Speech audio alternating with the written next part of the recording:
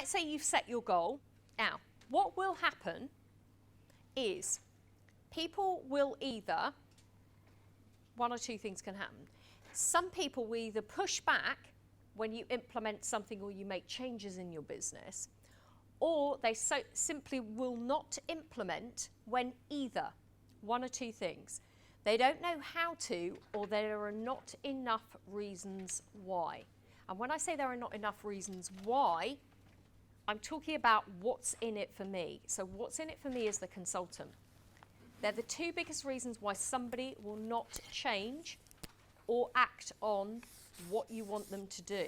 So if you want the most success, you need to be sure that you've covered these two areas. The how, which is the training, the capability, how do I actually do it? And then what's in it for me?